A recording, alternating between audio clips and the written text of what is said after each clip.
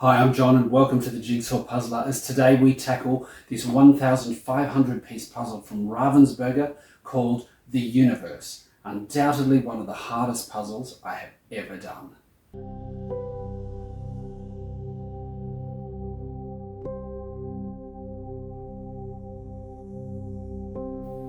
Hi and welcome to The Universe, 1,500 pieces of very difficult puzzle. We're going to look at the quality, we're going to look at around the image, and we're going to tackle the all-important question, how on earth did I complete a puzzle like this? Well, the quality is the easy one to start with. It's Ravensburger, undoubtedly very good quality. Holds together nicely, I could pick it completely up.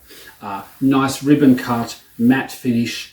The lights don't really affect the image at all. Beautiful to touch. The full range of puzzle piece shapes that you might expect in the standard puzzle pieces, and it's nice thick pieces that hold together beautifully. I know that not every Ravensburger puzzle holds together beautifully. The one that I did, the Christmas themed one from Colin Thompson that I did recently, did not hold together particularly well, but this one most certainly does. The pieces are perhaps slightly smaller than the standard puzzle pieces, but perhaps that's because it's a 1,500 piece puzzle so that we can contain the size. All right, it depicts a map of the universe. In the middle is a large circle which takes up almost the full width of the puzzle. Inside that circle is a star chart, constellations, all of the constellations of the night sky, of the universe as we can see it. Around the circle are things like the months of the year, the days of the week, and the planets that they are named for. We have the some of the Greek or Norse gods that the days of the week are named after. All sorts of information around the outside. We also have numbers on the inside like the dials of a clock, but they're actually, I think, 24 hours. Yes, it might be 24 hours, yes. And then all sorts of other things, astrological, the astrological signs, all sorts of compass points and decorative items around here. There are the phases of the moon, and there are all the constellations of our night sky in the middle. On the outside, we have four distinct sections of information around the four corners of the puzzle. This corner here is divided to galaxies and different types of galaxies.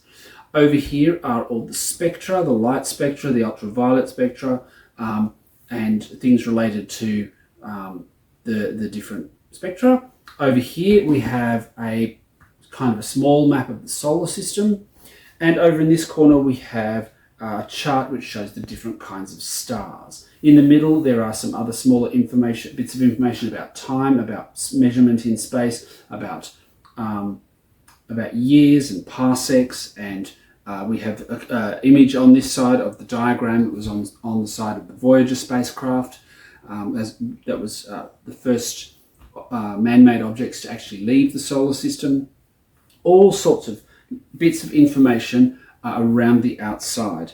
There is very, very small writing around the edge of the circle here, which talks about, gives further information about the universe. What light years translate as, precession of the equinox and where the zero line is, and the different ancient numbering systems and where planetary names and star names might have come from.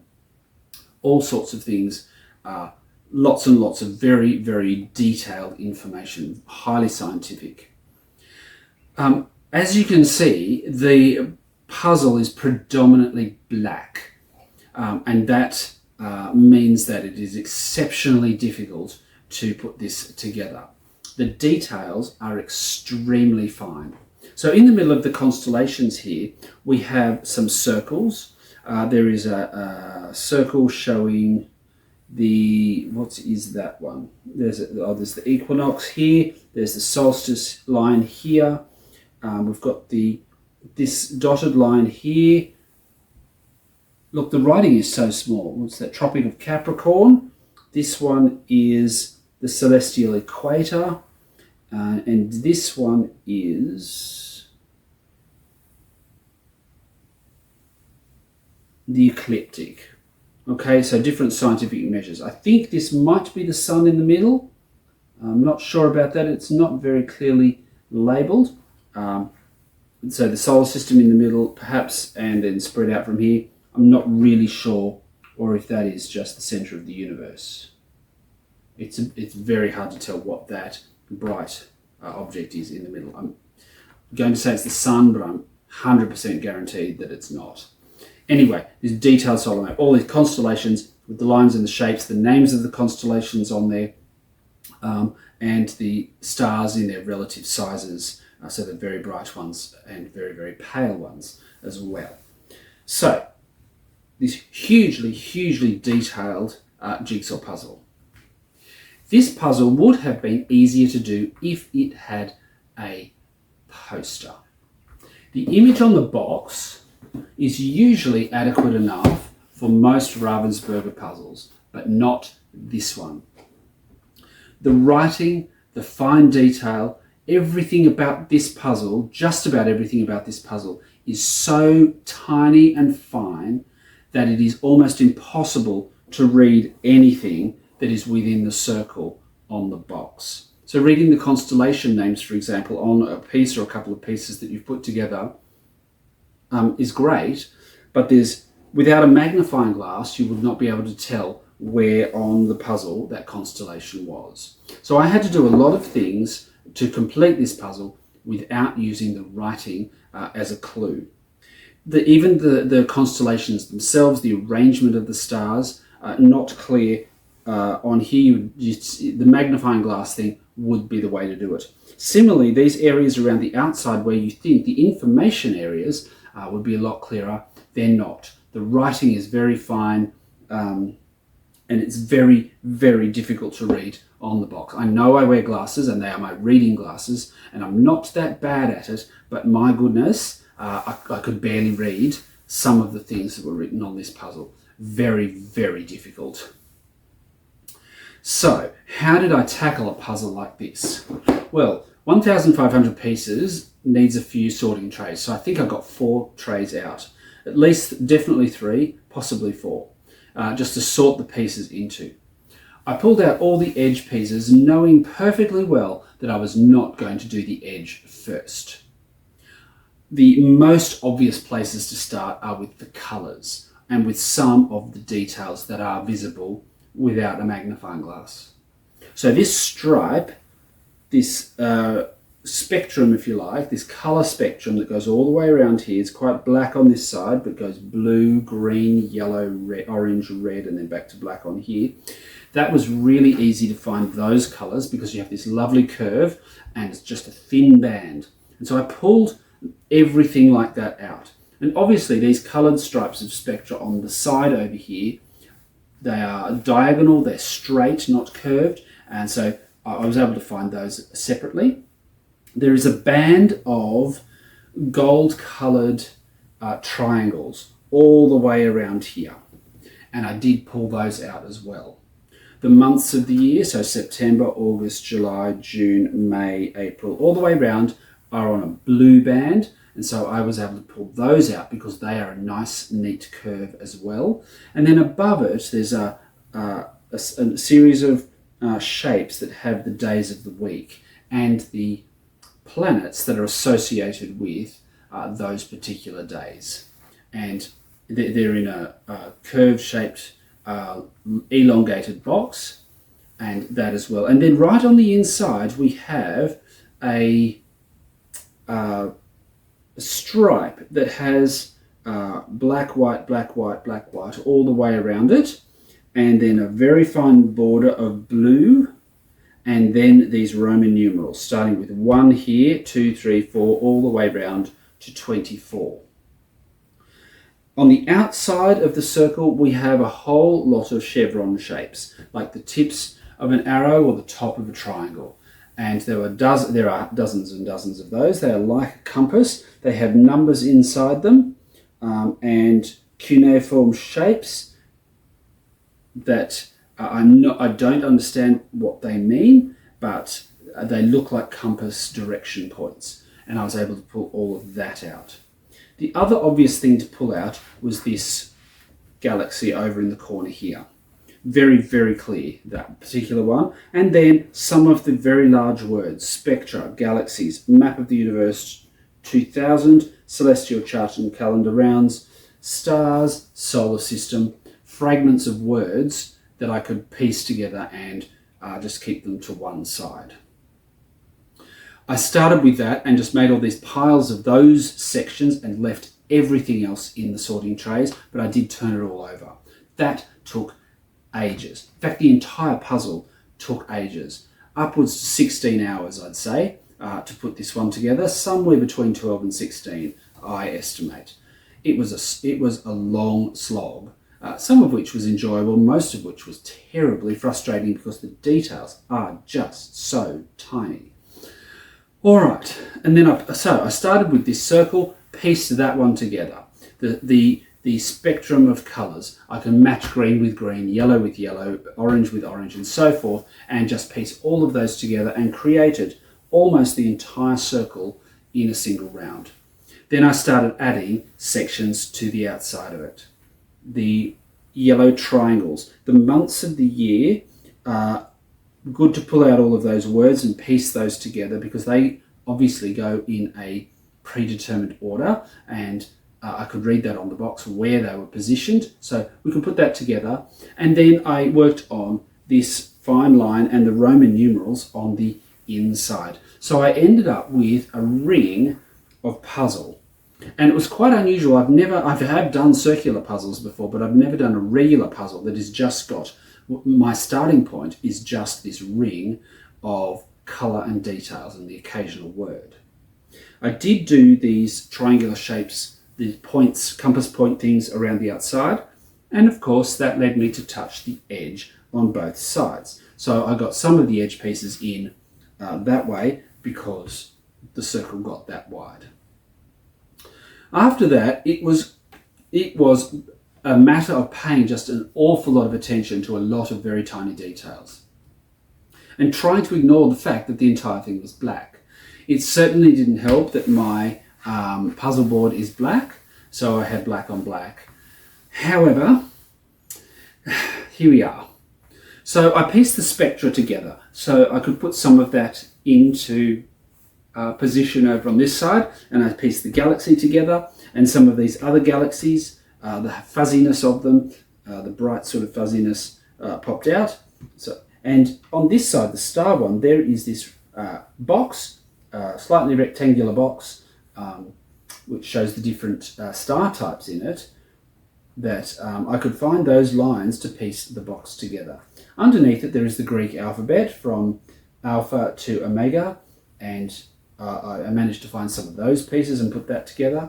And then the solar system corner over here, we had a sun, obviously, and the different planets, but there are these sort of elliptical lines showing the orbits of the planets in different colours. Now they are really, really finely drawn lines, really thin lines. And so on the box itself, you can tell that they're there, but they're so fine that even on the puzzle, they're really, really thin, super thin lines. But as they were lines with no stars on them, so all the stars here are just like spots. I knew that anything with a line like that belonged in that corner. So I was able to piece the solar system part together reasonably well. Then there's lots of other bits and pieces, tiny little bits, fragments of words. I did at one point pick through the boxes and pull out as many words as I could find. Whatever colour. There's two different colours of words. There's the white ones, which are the big headings, and then there's gold coloured ones as well, and then sort of greyish coloured ones for smaller writing underneath them. So I tried to piece together as many of the words as I could and put those approximately in place. And then I thought that I really needed to tackle a few other areas, either the edge or something in the middle. Now, when it came to the middle, I noticed on the box that there are a couple of things, a couple of clues which will make it a tiny bit easier to fill this in. It does break it up. There's a couple of things which break this up. Firstly, there is a very straight line along here, the solstice line, and then there is a very straight line coming down here, the equinox line. So if you can find the pieces with the very straight lines on them, faintly bluish green lines, I just pulled all of those out and then just worked to put them in approximately the place that I thought they would go.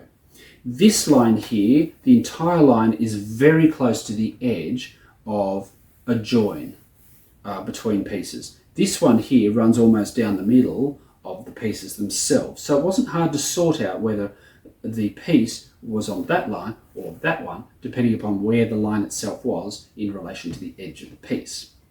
So I got that, and then I noticed that there are some circles. As I pointed out before in describing the picture, there is this Tropic of Capricorn circle.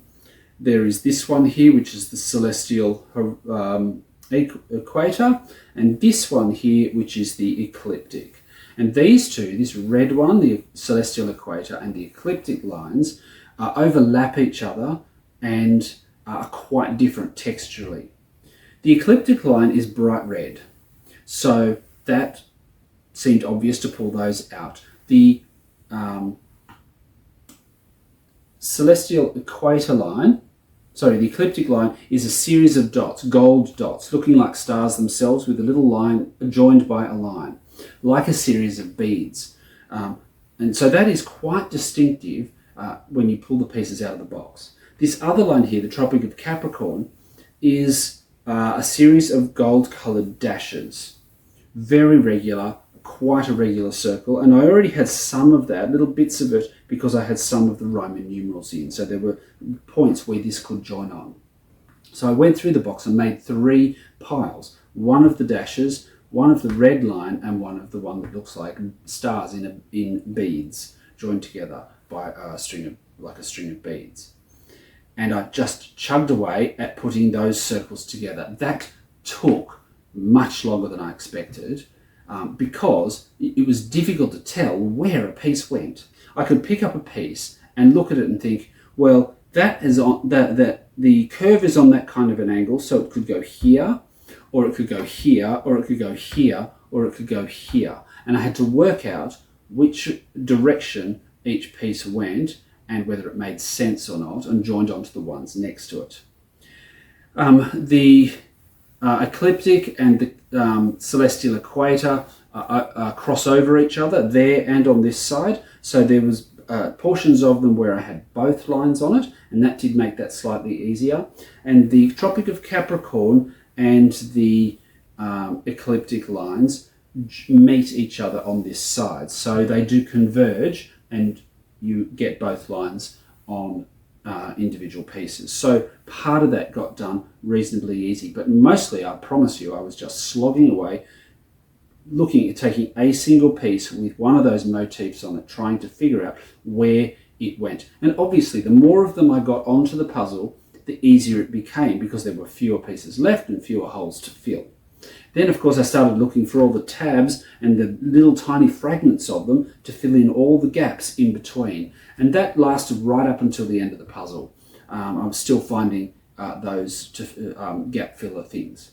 But that left me with a section, just sections of the puzzle, including the main middle section here, or in 4 sections really, because I had these lines in the middle. So there were sections in the middle that I had that were just purely stars. Around the outside, we have the phases of the moon, and so I tuned my eyes to looking for images of the moon that had stars on them as well. So not like the planets out here, which had no stars behind them, but these ones all had stars behind them, and on this side, it became more obvious that it was only a partial view of the moon because one side was in shadow. So yes, this circle in the middle joined right up, and then it became bisected by these lines, and then we had these other circles in there as well, just narrowing down the amount of pure constellation that was left. Obviously, this bright object here, found that pretty easily. And then I noticed there is a ring around the outside of it. Now, it does say something on there, what that is. But it's just so tiny. It is just so tiny to see what that says. Precession. It doesn't help me at all.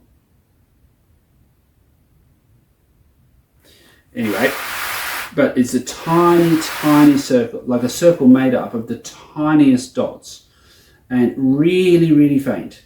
Barely visible on the top of the box, and still barely visible on the puzzle itself. That's why I say this puzzle would have benefited from a poster. Now, the edge pieces. Well, I had part of the edge already because the circle touched the edge. I had all the other edge pieces out, and thank you to the person who donated this to charity that my puzzle partner purchased this puzzle from ultimately. They had left some of the edge pieces intact, and I chose not to break them apart. Now, I don't know if that's cheating. I really don't care. That's what I chose to do at this time. It was a gift to me that I knew that this was going to be really, really challenging. So I left those and ended up just working on stringing the edges together. But what you will notice up close is very difficult to see on the box is that there is writing all the way around. Some of it's purple, some of it's different shades of blue, all the way around, and some of it looks like it fades right into the black. But it's all of them, I think, are star names. Yeah, I think they're all star names. So the way that I tackled the edge was that I noticed that these ones, the words on this side were closer to the edge than the words on these two sides. The words on the top edge are so close to the edge that they're almost cut off.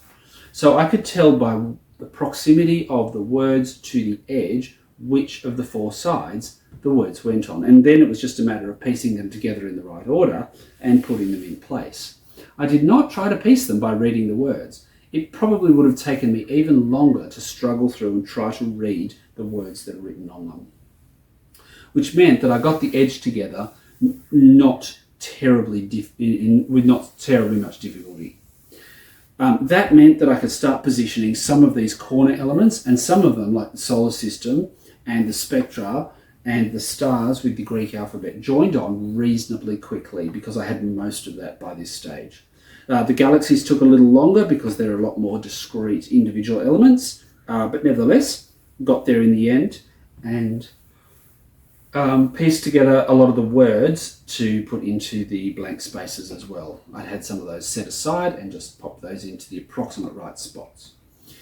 Once it got to that point, I'd made a separation of two different things. The pieces that definitely had constellation on them, dots in the background for the stars, and the pieces that did not. I started with the pieces that did not and just did a shape sort and went around and filled in all of the outside. So I had the entire outside complete right through to this middle circle here. Everything else was done. And then I slugged away again, piece sorting, putting the constellations together. Occasionally, where we had a very large, very bright star, I could figure out where it went on the puzzle, but mostly I just went by piece shape. And eventually just chipped away and chipped away and chipped away, and hey presto, it all came together. There were no pieces missing. It's a second-hand puzzle, and I was pleased that there were none missing. But my goodness, I was so pleased that this particular journey was at an end. I'm proud of the fact that I've done it. I don't think I'll be doing it again. All right, so we are going to have a time lapse. It's going to be hugely sped up because I spent a long time on this one. However, enjoy the time lapse. Click like and subscribe. Share my channel with your puzzling friends. Leave your comments below. And thank you for watching.